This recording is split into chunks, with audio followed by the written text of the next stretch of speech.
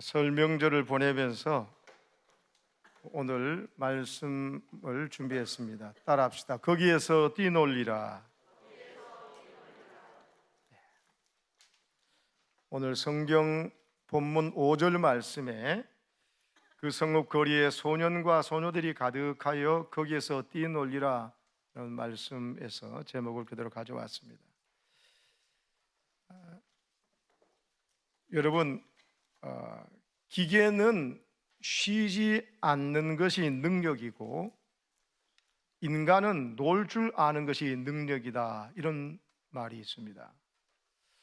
여러분, 기계는 쉼 없이 돌아가야 좋은 기계죠. 중간에 멈춰서 버리면 그 기계는 아무 소용이 없습니다. 능력이 없는 것이죠. 그러나 인간은 놀 줄 아는 것이 능력이라는 것입니다. 여러분, 사람이 놀 줄을 모르면 짐승과 비교해서도 못합니다. 사람은 쉬면서 놀 줄 알아야 됩니다. 여러분, 인간답다는 말을요, 놀이를 할 줄 안다, 이렇게 해석도 합니다. 인간답다는 게 뭔 말이냐? 여러분 생각하는 인간답다는 뜻이 뭡니까?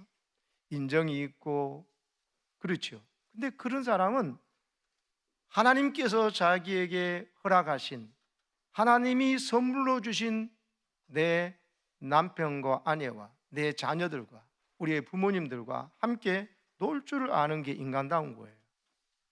교회 안에서도요, 보통 사람입니까? 이분들이 60억 대 1의 경쟁을 뚫고 지금 내 옆에 앉아 있어요. 가만 생각해 보세요. 정신을 차리고 60억 대 70억 대 1의 경쟁을 뚫고 그 세상의 수많은 사람들 가운데서 그분이 내 옆에 앉아 있습니다. 또 수많은 종교들이 있는데 하나님을 알고 창조자 하나님 알고 예수를 아는 사람이 돼서 성령의 감동 속에서 이렇게 여러분 기독교의 그리스도인이 되어 있으면서 더군다나 수많은 교회 중에서 이 명수의 교회에 함께 생활하고 있습니다. 그 가운데 지금 나와 함께 이 공간에서 예배드리고 있는 옆에 계신 우리 형제자매들, 주님의 백성들이 여러분 그분과 함께 교제하고 마음을 나누고 함께 웃고 울 수 있는 이런 사람이 정말 인간다운 거예요. 여러분, 독일의 베를린 예술대학의 교수님이신 한병철 교수님은요, 피로사회라는 책을 썼습니다. 현대사회는 피로사회라는 것입니다. 왜 그런가? 이분은 긍정 과잉 때문이라고 말을 합니다. 옛날에는 부정성의 시대였다는 거예요. 너무나 못하게 하는 것이 많아서요. 억압하고 차별하고 금지가 많았습니다. 그래서 여자는 이거 하면 안 돼. 그리고 또 어린아이는 이렇게 하면 안 돼. 그리고 양반 말고 쌍놈은 이거 하면 안 돼 하면서 멀쩡한 사람으로 같이 태어났는데도 불구하고 사람을 차별했습니다. 우리나라에도요. 외국의 노예만 그런 게 아니고 우리나라에도 얼마나 차별이 많은지 모릅니다. 정말 모든 걸 부정하고 그 많은 부정성의 시대였는데 지금은 긍정성의 시대라는 겁니다. 긍정이란 좋은 거잖아요. 좋은 희망의 상징인데, 그런데 현대는 단순한 좋은 의미의 긍정의 시대가 아니고 긍정 과잉의 시대라는 것이죠. 그래서 여러분, 이것도 좋고 저것도 좋기 때문에 이것도 할 수 있고 저것도 할 수 있고 막 어떤 그런 시대가 도래했어요. 근데 너무 긍정의 과잉이 많다 보니까는 그렇게 좋은 환경이니까 성과를 내야 된다는 요구를 받는다는 거죠. 근데 그 성과를 내지 못하게 되니까는 무능한 사람이라고 낙인 찍히고, 또는 자기는 또 그걸 하지 못하니까는 당연히 그걸 다 해야 될다 싶은데 못하니까 우울한 존재로 전락하게 된다. 이것을 한병철 교수는 피로사회라고 그랬습니다. 그래서 여러분, 지금 참 사람들이 옛날보다 10배 더 잘 살고 100배 더 잘 삽니다. 가만히 생각해 보세요. 그런데 옛날보다 더 즐겁고 기쁘냐? 아니에요. 더 필요한 사회가 되어 있어요. 옛날에, 요즘은 초등학교 그러지만 옛날에는 국민학교 그랬죠. 갈 때 아이들이 가서 숙제하고 난 다음에 또 미리 또 먼저 놀기도 먼저 하죠. 오징어 가생이라고 아십니까? 그러면서 하고 벼슬 치기도 하고 구슬치기, 딱지 치기도 하고 마음껏 뛰놀고 축구도 하고 그랬는데 요즘 아이들이 그러진 못합니다. 운동장에 땅을 밟고 친구들과 하하호 웃으면서 못 놉니다.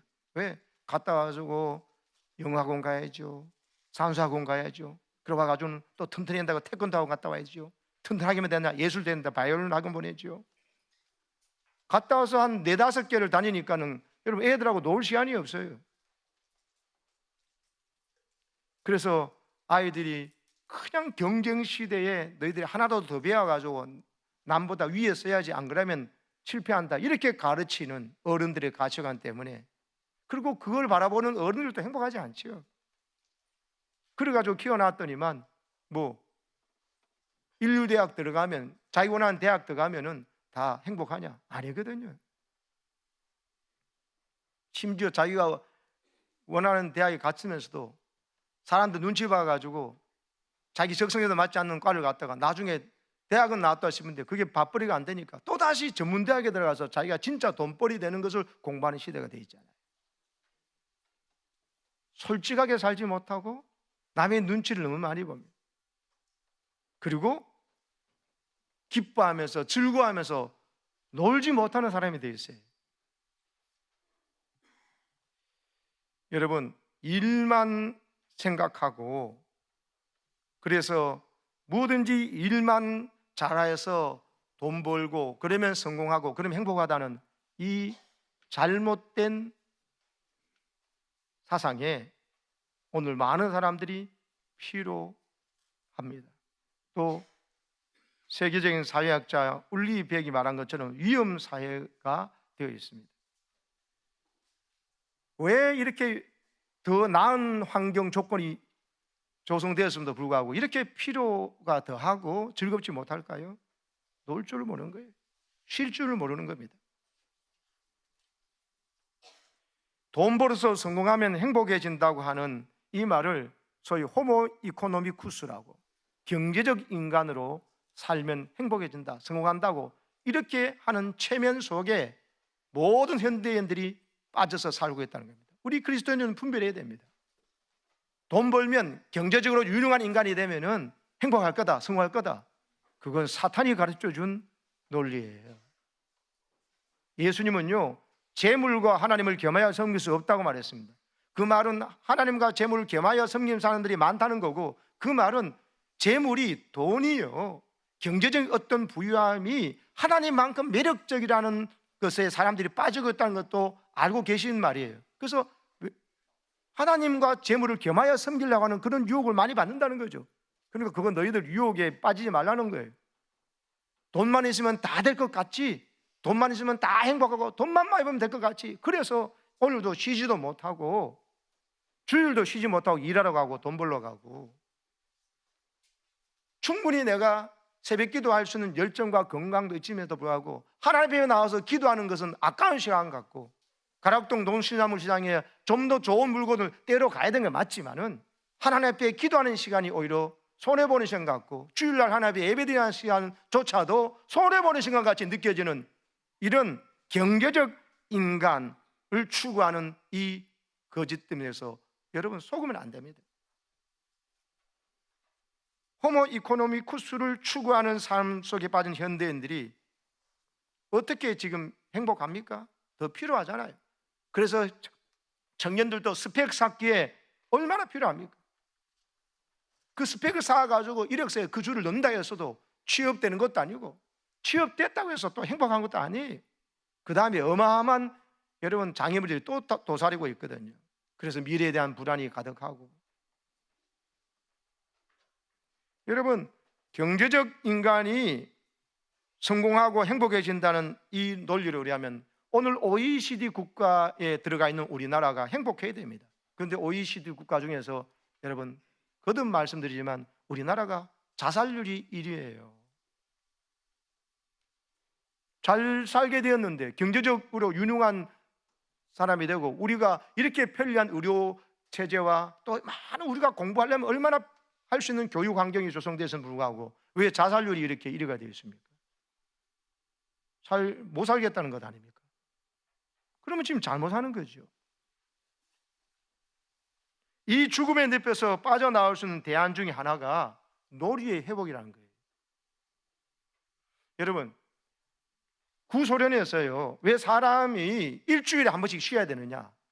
구소련의 그 공산주의 이데올로기, 사회주의 이념에서는 기본적으로 무신론이잖아요.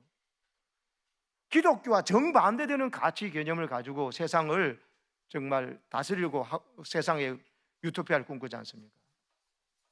하나님이 주신 말씀을 거꾸로 해야 잘 산다고 그러니 그 자체가 사탄의 마귀에 주는 사고방식으로 출발하는 거죠. 그러다 보니 뭐 일주일에 한 번씩 쉬면서 예배드리고 이걸 꼴을 못 보는 거죠. 그래서 왜 일주일에 한 번씩 쉬느냐? 2주만에 한 번씩 쉬라 그래가지고 14일 만에 한 번씩 쉬게 했어요. 그러니까 여러분, 그러면 하루, 주일날 하루 쉬는 것 쉬지 않고 노동을 하니까 계산적으로 하면은 생산력이 더 높아져 가지고 더 많은 하루 쉬던 것을 안 쉬고 14일 만에 하루를 쉬니까는 더 많은 제품을 생산해서 생산력이 높아질 것 같잖아요. 정반대였어요. 사람의 생산력이 떨어지는 거예요.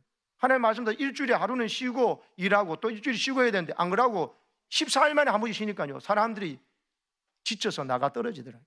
결국 자기들이 스스로 바꿨어요. 일주일에 한 번씩 쉬자. 다시. 그 현상이 실제로요, 우리나라에서 있었어요.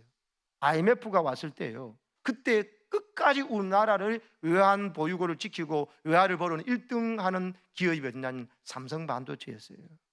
삼성이 반도체가 세계 최고로 수출하면서 막 효자 업종이었어요. 근데 결국 외화를 더 벌어지지 못하고 외환 보유고가 바닥을 치면서 IMF가 왔을 때 결정적으로 무너진 것이 삼성 반도체가 무너져서 그랬어요. 어떻게 무너졌냐? 삼성에서는 실패하고 난 다음에 철저한 조사를 하잖아요. 자기 내부 조사에 의해서 딱 보니까는 삼성에서 그때 한 일이 바로 구소련의 어리석은 일을 반복했어요. 그때 삼성 반도체 가격이 세계에서 제일 높으니까는 여러분, 주일날도 삼성에서 반도체 생산해서 사람들 나오라고 그랬다고요. 와서 근무하라고.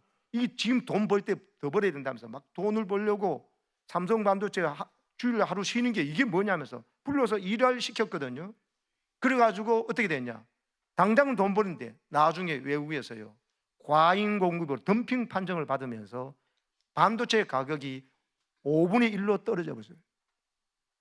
5배 떨어져 버리면 갑자기 여러분, 예를 들자면 5만 원 받던 게 10,000원 받게 되니까 어떻게 됩니까? 막 5만 원씩 받는 걸 계속 몇 배나 생산했다가 갑자기 5배 떨어져 버리니까는 감당이 안 되는 거예요. 그래서 우리나라 IMF 그때 딱 결정적으로 터진 게 삼성 반도체가 무너지면서 그랬어요. 조사해 보니까 50일의 초과 공급이 있었더라. 1년에. 기가 막히게 1년이 52주입니다. 주일이. 52일 동안요, 주일도 쉬지 않고 나와가지고 돈벌이 해가지고 경제적 인간, 호모 이코노미쿠스를 추구하고 그게 성공이고 그게 우리가 앞서가는 거라 했더니만 결국은 어때요? 덤핑 판정받으면서 우리나라도 결국 무너지듯. 사랑하는 여러분, 죽으라고 일을 하지 마시기 바랍니다. 아멘을 안 하시네요. 죽으려고 일하시렵니까? 죽으라고 일하니까 죽는 거예요. 즐기려고 일하고 일하면서도 즐기고, 그리고 여러분, 일해서 돈 벌어서 뭐합니까? 돈을 자꾸 모으려고 하면 돈을 모아서 뭐합니까? 쓰려고 모아야 되는 거 아닙니까? 돈 버는 재미가 있어요. 돈 모으는 재미도 있죠. 근데 우리나라 사람은 돈 쓰는 재미를 몰라요. 돈을 쓸 수 있어야 돼요. 돈을 쓰되 내 마음대로 쓰는 게 아니라 가치 있고 의미 있는 일에 돈을 쓰고 가치 있고 의미 있는 일에 시간을 쓸 수 있는 여러분 되시길 바랍니다. 그래야 행복해요. 그래야 이 피로사에서, 위험사에서 우리는 진정한 그리스도인의 자유를 누릴 수가 있는 것이죠. 주님께서 왜 여러분 오늘도 가서 돈벌이 하면 좋은데 돈 그만 벌라 하고 왜 주일날 돈 버는 거 수도 와서 하나님 앞에서 모여서 예배해라, 하나님의 사랑을 다시 확인하고, 그리고 너에게 허락한 네 아내와 남편을 사랑하고 존중해라, 그리고 네 자녀들 사랑하고 부모님을 효도하면서 부모님께 공경을 해라, 그리고 하나님께서 함께 가족으로 묶어주신 명수대 가족끼리 서로 주일날 와가지고 얼굴도 보고 같이 밥도 먹고 같이 말씀도 나누고 감정도 나누고 슬픔도 나누고 기쁨도 나누면서 하나님 가족 공동체를 하는 이 살아가는 기쁨을 누려라고 주의를 허락하여 주시는 것입니다. 아멘이십니까? 그런데 여러분, 예배 드리는 시간도 마음이 콩밭에 가가지고 지금 장사하면 돈이 더 많이 벌 수 있겠는데 이래가지고 돈 벌겠습니까? 벌어서 어떡할 겁니까? 하나님께서 막아주지 않으시면요, 돈 지금 버는 거 전부 다 사고 수습한 데 다 들어가 버려요. 예배 드리면서도 지금 도서관에 가서 영어 단어를 외우면 몇 개 더 외울 건데 수학 문제를 풀면 이런 생각하면서 애들이 공부하고 예배당에 와서 생각하는 거, 어른이 가서 돈 버는 거 생각하고 똑같아요. 그렇게 가르치면 큰일 납니다. 여러분, 주일날 가서 열심히 반도체 엄청난 장사가 되던 했던 결국 돌아온 건 망하는 거 아닙니까? 철저하게 주일 성수해야 됩니다. 그리고 하나님 앞에서 하나님께서 쉬라고 할 때 쉬어야 되는데 죽으라고 일만 하니까 죽는 사람들이 우리나라 40대 50대에서 과로사와 이게 얼마나 많습니까? 제발 하나님께서 쉬라 하실 때 쉬시기를 축복합니다. 그래서 주일날은 마음껏 쉬면서 믿음의 사람과 함께 모여가지고 찬양도 하고 찬양 예배도 드리고 그 중간에 목장 모임도 하기도 하고 모여서 함께 밥 먹으면서 하하호하고 커피도 서로 대접하고, 그리고 오늘은 윷놀이를 해야 되는 것입니다. 여러분, 오늘은 구정돼 가지고 1년에 한 번 윷놀이도 못하고 놀라고 놀 줄 몰라요. 노는 법을 몰라요. 기껏해야 말지 술을 취해 가지고 말지 자기끼리 막 술 먹고 그다음에 비둘기 전 굽고, 비둘기 전이면 무슨 말인지 모르실 거예요. 그렇죠? 예. 그리고 술 먹고 고스톱 치다가 막 싸우고, 그러다가 정치 얘기 나오면 더 싸우고 멱살 잡고 헤어지고 말, 다시는 안 만난다 그러고 막. 시간이 있어도 건강이 있어도 물질이 있어도 놀 줄 모른다니까요. 놀 줄 모르기 때문에 인간답지 못한 것입니다. 여러분, 시간 있고 돈 있다고 해서 놀 수 있는가요? 아니요. 놀 줄 모르는 사람 못 놀아요. 어떻게 할 줄 몰라요. 불안해. 그리고 또다시 해봐야 스마트폰 가지고 쫙 스마트폰 보고 있죠. 사람하고 교제가 안 돼요. 대화가 안 돼요. 스마트폰 그거 보는 거예요. 기계하고 대화하는 거잖아요. 사람하고 대화가 안 된다니까요. 그런데 어떻게 인간답겠습니까? 함께 아파하거나 함께 울어주거나 함께 그렇게 손을 잡아주고 같이 울어주고 또 같이 기뻐서 울어주고, 이거 없다니까요. 스마트폰하고 완전히 다 이제 마음이 빼앗겨가지고 해봤자 또 애들은 또 게임하잖아요. 게임. 물론 어른 중에도 게임하는 사람이 있지만 게임하고 막 이게 중풍 연습을 해요. 중풍 연습을 하고 막 더 빨리 떨수록 잘한다 그래요. 막 점수 올라가면은 막 어떻게 합니까? 점수 올라가면은 막 이겼다 이러고. 뭘 이겨요? 사람하고는 아무것도 관계가 없는데.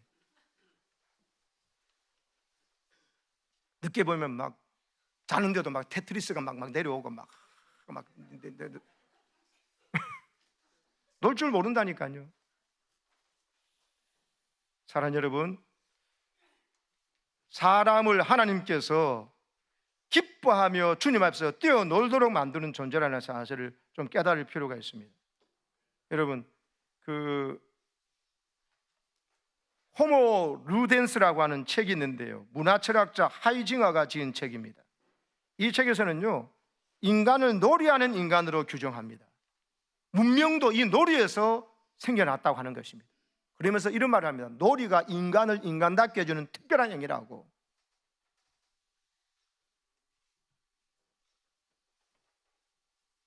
현대인들이 놀이의 정신을 잃어버렸다는 거예요. 쉬지 못하고 놀지 못한다는 거예요. 그리고 가족들이 다 모여도 저는 모여도 할 거 없으니까 자기 방에 들어가 전부 다 이거 하거나, 아니면 앉아가도 식탁하면서 전부 다 이제 이러보고 소통이 안 돼요. 놀 줄 모른다는 것입니다. 하면 또 노름해가지고 노름을 하지요. 도박을 해가지고 문제가 생기고, 대신에 놀이 정신 잃어버리고 대신에 욕심에 가득 차서 노동에만 몰두하고 있다고 저 책에서는 핵심 이야기합니다. 노동에 왜 몰두할까? 왜 일에 중독될까요? 돈독이 올라서 그래요. 돈독이. 물질, 아까 얘기했죠? 경제적 인간, 돈만 많이 벌면 성공하고 행복한다는 이 거짓된 잘못된 이득에 빠져가지고 살기 때문에, 그래서 쉬지 못하고 놀지 못한다는 것입니다. 여러분, 오늘 윷놀이 하면서 한번 잘 돌아보시기를 바랍니다. 윷놀이 하면서 이겨야 되는데 이렇게 하지 말고요. 이건 즐기는 거예요. 이기는 사람, 지는 사람이나 참가상은 똑같습니다.